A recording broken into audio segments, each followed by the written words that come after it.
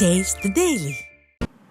தாம்பரம் மாநகராட்சி 13வது வார்டில் கழிவுநீர் கலந்த குடிநீரை அருந்தியதில் 3 பேர் உயிரிழந்ததோடு 30 பேர் மருத்துவமனையிலும் அனுமதிக்கப்பட்டிருப்பதாக வரும் செய்தி அதிர்ச்சி அளிப்பதாக அதிமுக பொதுச் செயலாளர் எடப்பாடி கே பழனிசாமி தெரிவித்தார்.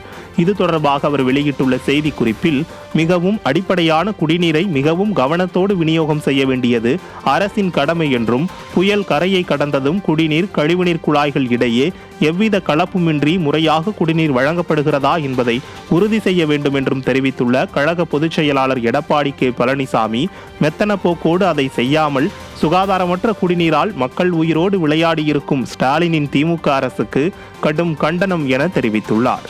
மேலும் உயிரிழந்தவர்களின் குடும்பத்துக்கு உரிய இழப்பீடு வழங்குவதோடு மருத்துவமனையில் அனுமதிக்கப்பட்டோருக்கு தக்க சிகிச்சை வழங்க வேண்டுமென தெரிவித்துள்ள கழக பொதுச் செயலாளர் எடப்பாடி கே பழனிசாமி, சிகிச்சை பெறுபவர்கள் பூரண உடல் நலத்தோடு வீடு திரும்புவதை உறுதி செய்ய வேண்டும் என்றும், தமிழ்நாடு முழுவதும் மக்களுக்கு சீரான சுகாதாரமான குடிநீர் வழங்கப்படுவதை ஸ்டாலினின் திமுக அரசு உறுதி செய்ய வேண்டும் எனவும் தனது அறிக்கையில் வலியுறுத்தியுள்ளார்.